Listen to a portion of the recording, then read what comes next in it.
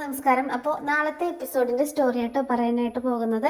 അപ്പോൾ നാളത്തെ എപ്പിസോഡിൽ ആദ്യം തന്നെ കാണിക്കുന്നത് അലീനയോട് വൈജയന്തി ഇങ്ങനെ ഓരോ നിർദ്ദേശങ്ങൾ കൊടുക്കുകയാണല്ലോ. ഭക്ഷണം എങ്ങനെ ഉണ്ടാക്കണം, എന്തുണ്ടാക്കണം, ഓരോ കടിയിലേക്കും ഒക്കെ ഓരോ പലഹാരത്തിലേക്കും എന്തൊക്കെയാണ് കറികൾ വേണ്ടത്, അങ്ങനെയുള്ള കാര്യങ്ങളൊക്കെ പറഞ്ഞുകൊണ്ട് കൊടുക്കുകയാണ്. അതൊക്കെ കഴിഞ്ഞിട്ട് പോവാൻ നേരം വൈജയന്തി പിന്നെയും തിരിഞ്ഞു നിന്നിട്ട് പറയുന്നുണ്ട്, ഇതുവരെ ബാലചന്ദ്രനോട് ഒരു ജോലിക്കാരിയും കിന്നാരം പറയാനായിട്ട് പോയിട്ടില്ല, ഞാൻ പറഞ്ഞത് മനസ്സിലായല്ലോ എന്ന് ചോദിക്കാട്ടോ. അപ്പോൾ അലീന പറയുന്നുണ്ട്, എനിക്ക് മനസ്സിലായി, എന്നെ പറ്റി അറിയാഞ്ഞിട്ടാണ്, ഞാൻ ആരാണെന്ന് അറിയാഞ്ഞിട്ടാണ് ഇങ്ങനെയൊക്കെ പറയുന്നത് എന്ന് പറയണേ. എന്താന്ന് വെച്ചാൽ അമ്മയുടെ ഭർത്താവ് തൻ്റെ സ്വന്തം അച്ഛൻ്റെ സ്ഥാനത്തുള്ള ഒരാളാണല്ലോ, അങ്ങനെയാണ് അലീന കാണുന്നത്. പക്ഷേ വൈജയന്തിക്ക് അറിയില്ലല്ലോ ഈ കാര്യങ്ങളൊന്നും. നീ ആരാണെന്നാ, നിന്നെ പറ്റി ഞാൻ ഇനി എന്തറിയാനാ, എനിക്ക് അതിൻ്റെ ആവശ്യം എന്താ, നീ വെറും ഒരു ഓർഫൻ അല്ലേ, പിന്നെ അതിൽ കൂടുതൽ നിന്നെ പറ്റി ഇനി എന്താ അറിയാനുള്ളത് എന്നൊക്കെ ചോദിച്ച് വീണ്ടും അവളോട് ഇങ്ങനെ ദേഷ്യപ്പെടട്ടോ. അങ്ങനെയല്ല സാറിനെ ഞാൻ എൻ്റെ അച്ഛൻ്റെ സ്ഥാനത്താണ് കാണുന്നത് എന്ന് പറയട്ടോ അലീന. നിന്റെ അച്ഛൻ്റെ സ്ഥാനത്തോ? നിന്റെ അച്ഛനോ? ആരാണ് നിന്റെ അച്ഛൻ?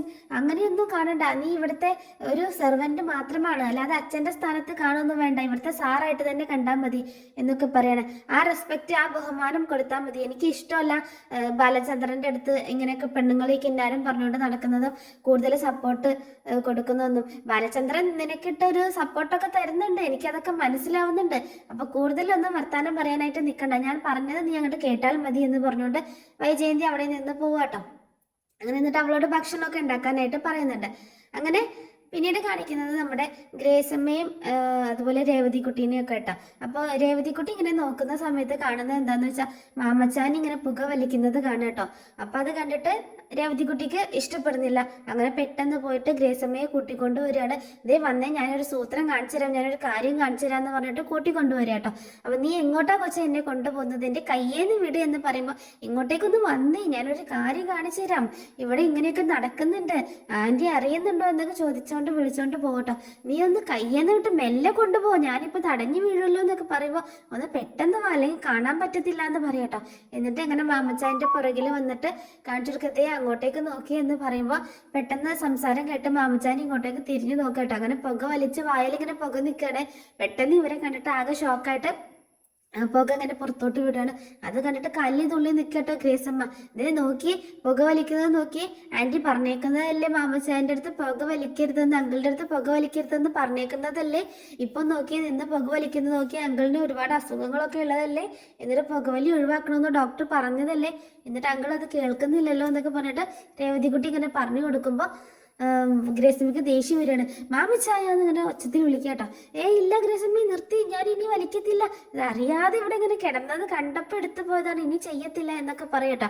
മാമച്ചായൻ്റെ അടുത്ത് ഞാൻ പറഞ്ഞിട്ടില്ലേ പുക വലിക്കരുതെന്ന്, ഡോക്ടർ പറഞ്ഞതല്ലേ, പിന്നെ എന്തിനാ ഇത് ചെയ്യുന്നത്, എന്നെ എന്തിനാ ഇങ്ങനെ ദേഷ്യം പിടിപ്പിക്കുന്നത് എന്നൊക്കെ ചോദിച്ചുകൊണ്ട് ഗ്രേസമ്മ ഇങ്ങനെ ഒച്ചയിട്ട് ഷൗട്ട് ചെയ്ത് സംസാരിക്കുകയാണ്. മാമച്ചായ വന്ന് ഭക്ഷണം കഴിക്കാൻ വന്നേ, നീ പോയി ഭക്ഷണം എടുത്ത് വെച്ചാൽ രേവതി എന്ന് പറഞ്ഞുകൊണ്ട് രേവതിയെ പറഞ്ഞേക്കാട്ടോ. അങ്ങനെ രേവതി ഭക്ഷണമൊക്കെ എടുത്ത് വെക്കാനായിട്ട് പോവാണ്. മാമച്ചായന് ഞാൻ വെച്ചിട്ടുണ്ടെന്ന് പറഞ്ഞിട്ട് ഗ്രേസമ്മ പോകുന്നു. ഭക്ഷണം കഴിക്കാൻ ഇങ്ങോട്ട് വാ എന്ന് പറയട്ടോ. അങ്ങനെ ഭക്ഷണമൊക്കെ എടുത്തു വെച്ച് ഭക്ഷണം കഴിച്ചുകൊണ്ടിരിക്കുന്ന സമയത്ത് മാമച്ചായന് വിളമ്പി കൊടുക്കട്ടെ രേവതിക്കുട്ടി.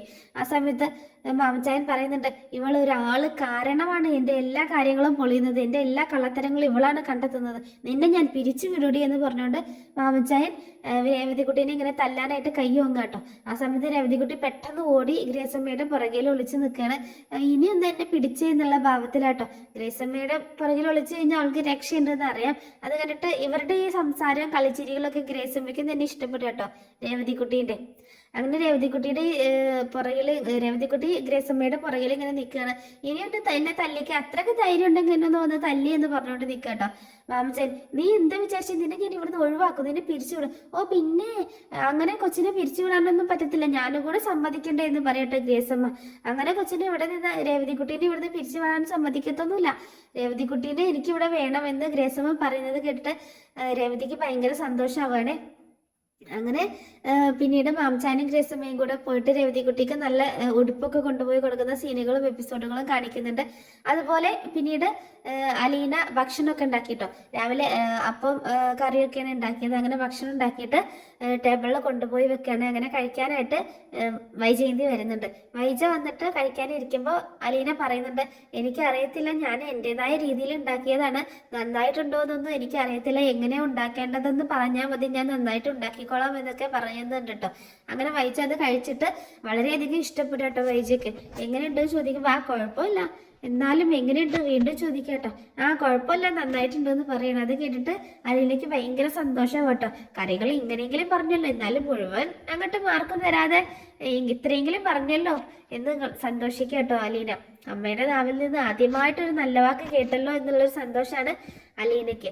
അപ്പോൾ എന്ന് വിചാരിച്ച് നീ വല്ലാതെ നെകളിക്കൊന്നും വേണ്ട, ഇന്നത്തെ ഫുഡ് കൊള്ളാം, ഇതുപോലൊക്കെ ഒന്ന് ഉണ്ടാക്കി കഴിഞ്ഞാൽ നിനക്ക് കൊള്ളാം, അല്ലെങ്കിൽ നിന്നെ ഇവിടെ നിന്ന് ഞാൻ പറഞ്ഞേക്കും എന്നൊക്കെ പറയണേ. പിന്നീട് എല്ലാവരും കഴിക്കാനായിട്ട് വരുന്നുണ്ട്. ബാലചന്ദ്രനും മക്കളൊക്കെ കഴിക്കാനായിട്ട് വരികയാണ്. ബാലചന്ദ്രനും അതുപോലെ അലീനയെ നന്നായിട്ട് പ്രശംസിക്കുന്നുണ്ട് കേട്ടോ. നല്ല കറികളാണ്, നന്നായിട്ടുണ്ട് ഉണ്ടാക്കിയതൊക്കെ എന്ന് പറയാണ്.